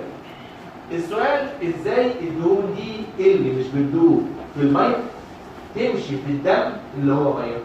قال لك هذه الليبيدز بتمشي في الدم باول لبلازما بروتين شبكه مع بلازما بروتين وعامله ما يسمى بلازما لايبوبروتين. يبقى هي ليبيد وماشيه في الدم شبكه مع بروتين وعامله بلازما لايبوبروتين. يبقى امسك في طرف الخيط واقول ايه هما البلازما لايبوبروتين؟ عباره عن ايه البلازما لايبوبروتين؟ البلازما لايبوبروتين عباره عن ليبيد اتاتش تو بلازما بروتين وبيبقى ليهم شكل محفوظ. دايما الاجزاء اللي ليها بولاريتي تبقى في الوول بارت زي البروتين وزي الفوسفوليبيد وزي الكوليسترول. انا اتفقنا الكوليسترول فيه وجه. والاجزاء اللي مالهاش بولاريتي تستخبى في الكور جوه زي التاج وزي الكوليسترول. يبقى اللي ليه بولاريتي زي البروتين وزي الفوسفوليبيد والكوليسترول بره في الوول. اللي ملوش بولاريتي زي التاج والكوليسترول استر بيستخبى ايه؟ جوه في الكور. يبقى انا مكون من ليبيد وبروتين. انا متفق معاك من سنه لو تفتكر ان اي حاجه فورمت اوف بروتين بارت ونان بروتين بارت. البروتين بارت بيبقى اهم وبسميه ايبو. فالبروتين بارت وفي اللايبو بروتين كومبلكس اسمه ايبو لايبو بروتين. احفظ الكلمه دي كويس قوي. البروتين بارت وفي اللايبو بروتين كومبلكس اسمه ايه؟ ايبو لايبو بروتين. وعندي نوعين يا حاتم من الايبو لايبو بروتين. في نوع اسمه انتجرال ايبو لايبو بروتين ونوع اسمه بيريفرال ايبو لايبو بروتين. اقصد ايه انتجرال وبيريفرال؟ اقصد المراد اللي خدتيه في الاستروجين بتاع السيل ميمبرين. انتجرال ايبو لايبو بروتين كانوت بي سيبريتد، يعني هو جزء لا يتجزأ من اللايبو بروتين كومبلكس وكانوت بي سيبريتد من اللايبو بروتين كومبلكس. لكن بريفرال ايبو لايبو بروتين ممكن يبقى سيبريتد وممكن يرجع تاني في اي وقت. يبقى في نوعين من الايبو لايبو بروتين، يا اما انتجرال ما بيتفصلش يا اما بريفرال ممكن يتفصل في اي وقت ويرجع تاني. اروح سائل نفسي سؤال، ايه الامبورتنس وفي الايبو لايبو بروتين؟ حد يقول لي دكتور انت بتهرج؟ هو ما بهرجش، هرج معاك ليه يعني؟ نحسن لبعض عشان نهرج مع بعض اصلا؟ لا انت بتهرج بجد، واضحه يا دكتور. انا شبكت بروتين في الليبيد عشان سيادتك الليبيد دي تبقى ووتر سوليبل وتمشي في الدم. يعني انت بتهرج؟ ما مش سؤال ده. تقول لا يا اخويا مش ده سؤال يا ابويا، ما ده معروف. انا عايز ايه اذر فانكشن غير كده؟ يعني ده معروف لاي حد. شبكت ليبيد في البروتين عشان تبقى ووتر سوليبل، ماشي، اي حد يقول ده. انا عايز اذر فانكشن. ايه وظائف اخرى للايبو لايبو بروتين؟ قال لك والله يساهم في الاستراكشر، يحافظ على الاستراكشر على التركيب بتاع اللايبوبروتين كومبلكس. مش هي دي، عايز اعلى من كده شويه، عايز اعلى من كده، خد الاعلى من كده. يقول لك activation of some enzymes. activate by انا عايز لايبوبروتين. ابو سي كام؟ سي 2. ايوه كده. محمد عدد من جديد. ايوه كده. بعثه من جديد اهو. مش الايبو سي 2 كان بيأكتيفيت اللايبوبروتين لايبيز؟ خد دي كمان يا ولدي دي مني. الايبو ايه بيأكتيفيت ال ايه؟ يبقى ممكن ايبو لايبوبروتين اكتيفيتور للانزيمز اهو. الايبو سي 2 بيعمل اكتيفيشن للايبوبروتين لايبيز. والايبو اي اكتيفيتور لانزيم اسمه ال كي. يعني غير موضوع السوليبيليتي والاستراكشر اهو، لا يا معلم اهو، لا ده بيعملوا اكتيفيشن لانزيم. خدنا السي 2 بيأكتيفيت اللايبوبروتين لايبيز، وخدنا ايبو اي بيعمل اكتيفيشن لانزيم اسمه ايه؟ اسمه ال كي. ايه كمان؟ يقول لك مهم الحاجه غايه في الاهميه اسمها ريسبتور ميدييتد ابتيك. الله عليك، ده احنا هنعيش معاها المره الجايه دي عيشه يا نهار اسود جميله. ريسبتور ميدييتد ابتيك بمعنى ايه؟ دكتوره لكل شيء نهايه. لكل شيء نهايه. فبعد اللايبوبروتين كومبلكس ما بتعمل وظيفتها على اكمل وجه وتوصل الليبيد للتيشوز، اكيد ليها نهايه. ايه النهايه؟ روح القبر بتاعها. تروح ايه؟ القبر. مين القبر؟ قال لك الليفر مقبره اللايبوبروتين. الليفر مقبره اللايبوبروتين. طب ازاي الليفر يتعرف على اللايبوبروتين ويعمل لها ابتيك؟ قال لك عن طريق الايبو لايبوبروتين اللي عنده. يعني مثلا والكلام ده بالتفصيل هناخده المره الجايه. الكايلو مايكروفون لو تفتكر من كلامنا اللي قلناه في اول الليميت كان فيها ايبو بي 48 وفيها حاجه اسمها ايبو اي. لو تفتكر لما كان يحصل لها ماتوريشن كان فيها ايبو بي 48 وايبو اي غير الاي والسي كمان. فيقول لك في الليفر ريسبتور اسمها ايبو اي ريسبتور تتعرف على الايبو اي اللي على الكالومايكرو ريبرنت وتعمل لها ابتيك. يبقى ازاي اعرف ان دي اسمها الكالومايكرو ريبرنت واخدها عن طريق الايبو اي ريسبتور اللي عليها؟ دي اسمه ريسبتور ميديت ابتيك. هي فيها ايبو اي والليفر فيه ايبو اي ريسبتور، اروح متعرف على الايبو اي اللي على الريبرنت واعمل لها ايه؟ ابتيك. فده اسمه ريسبتور ميديت. مش بس كده، ده حاجات كتير قوي. هناخد ال دي ال عليها ايبو بي 100 والليفر عنده حاجه اسمها ال دي ال ريسبتور لايبو بي 100، فاعرف الايبو بي 100 اللي على ال دي ال واعمل لها ابديت. امثله كتير باخدها بالتفصيل بس عايزك بس تعرف الكلمه دي دلوقتي، ريسبتور ميديت ابديت. يعني بقدر اتعرف على اللايبوبروتين واعمل لها ابديت عن طريق الايبو لايبوبروتين اللي عليه.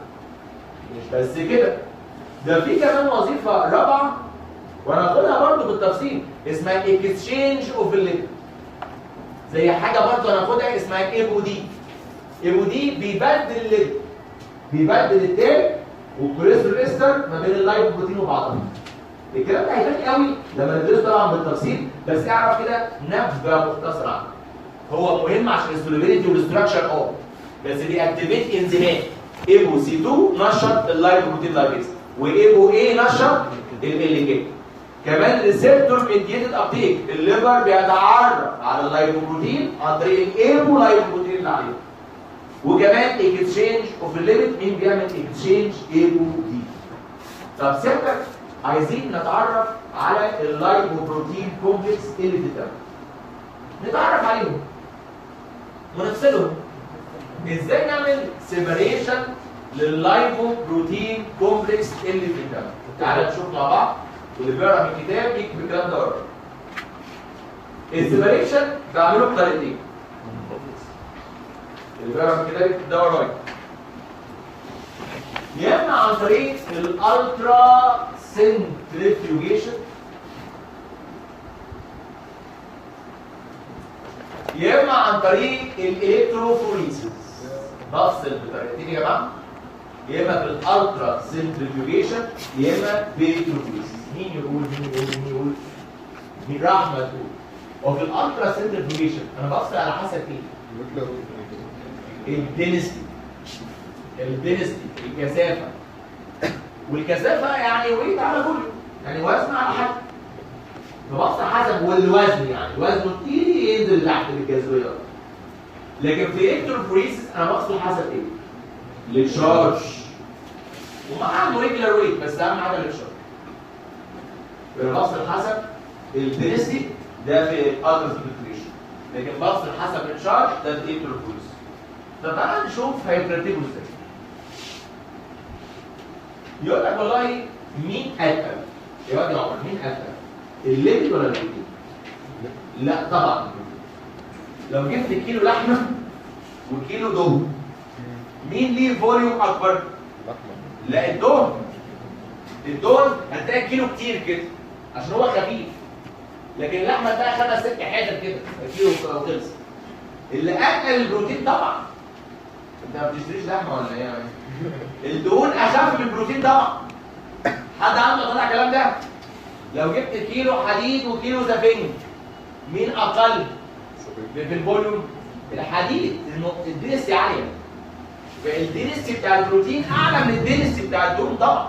هات كيلو لحمه وكيلو دهون هتلاقي الدهون كيس كبير كده، تلاقي اللحمه بتاعها صغيره كده. فهمت ازاي؟ لان البروتين ليه هاي دنسيتي عن الدهون. البروتين ليه هاي دنسيتي. فاللي فيه بروتين اكتر هو اللي ينزل تحت. اللي فيه بروتين اكتر هو ايه؟ ينزل تحت. اول حاجه واكتر حاجه فيها بروتين هي الفري فاتي اسيد باوند تو البومين. الفوفا اللي هي الفري فاتي اسيد باوند تو البومين هي سيادتك اكتر حاجه فيها ايه؟ فيها بروتين. ده عباره عن موليكول اوف البومين شابك في موليكول اوف فري فاتي اسيد. ده 99% بروتين، 1% بس فاتي اسيد. فدي اول حاجه تنزل لتحت. طيب فوقيها هلاقي مين؟ فوقيها هلاقي اتش دي ال ده اسمه هاي دينستي لايبوبروتين. هاي دينستي يعني في بروتين جديد. هاي دينستي لايبوبروتين. طب فوقيها هلاقي مين؟ هلاقي سيادتك ال دي ال لو دينستي لايبوبروتين. طب فوقيه مين؟ في ال دي ال فيري لو دينستي لايبوبروتين. وفوقيه خالص خالص خالص هلاقي الكايلومايكرون. لان الكايلومايكرون دي 98% ليبيد 2% بروتين. 98% ليبيد و2% بروتين، فدي اخف حاجه. عشان هي اخف حاجه هي اللي تبقى فوق. وانا رتبت دلوقتي على حسب ايه؟ حسب الدينستي. فساعات يقول لك arrange البلازما لايبوبروتين according to density from the higher to low. The higher free fatty acid bound to albumin. وراه HDL. وراه LDL. وراه VLDL. وراه كايلومايكرون. حلو الكلام؟ طب تعالى نشوف الثانيه. هرتب حسب الكتروفوريسيس. وفي الالكتروفوريسيس انا بفصل according to the charge. جاوبين اسمك ايه فكرين؟ لانا. مين اللي انا تشارجد؟ البروتين ولا الليبيد؟ بروتين برافو. الليبيد ده معلوش تشارج. عشان كده المايلين شيث كان ريتش ان الليبيد. عشان سيادتك في نيرف امبلس. وعشان كده سيادتك وظيفه الاديبوزيشن انسوليتور تو هيت. ده بيفصل الكهرباء وبيفصل حرارة، بيفصل كل حاجه. البروتين هو اللي تشارج، الليبيد مش تشارج. عشان كده اللي هيجري اسرع هو اللي فيه بروتين اكتر. اللي هيجري اسرع هو اللي فيه بروتين اكتر. واحد يقول لي دكتور ثانيه واحده انا خدت سنه اولى ان البروتين ده انفوديك صح؟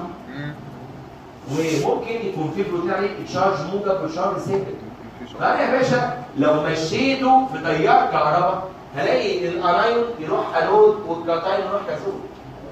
ده سبب. ده ينفع يبقى سبب؟ ينفع اجيب 2 واحطهم قدام الكليه واقول لواحد اجري ناحيه الجامعه والتاني اجري ناحيه ميدان التحرير واشوف مين يوصل اسرع؟ ده يبقى سبب؟ ده يبقى هبل. لما كل واحد بيجري في اتجاه اقيس اسرع ازاي؟ عشان اقيس الاسرع لازم الاثنين يجروا في اتجاه واحد. طب انا دلوقتي لو مشيت كهرباء هلاقي كل واحد راح في اتجاه. ده يبقى سبب؟ يبقى اسمه ايه ده؟ هبل. طب ازاي اخليهم كلهم يجروا في اتجاه واحد؟ استغل البروبرتي اللي هم انفوديك. ولو حطيتهم في ميديم 8.6 وده الكلاين وهم في الكلاين ميديم شايلين الشارج ايه؟ نيجاتيف. يعني نايون كلهم يروحوا نود. يبقى جيبوا في اتجاه واحد. يبقى ازاي بخلي البروتين تجري في اتجاه واحد احطهم في الكلاين يبقى كلهم الاين وعليهم شحنه سالبه وكلهم بيروحوا فين؟ انون، يبقى يجروا في اتجاه واحد، اللي عليه شحنه اكتر يوصل الاسيد واللي عليه شحنه اكتر يا عصام هو اللي فيه بروتين اكتر.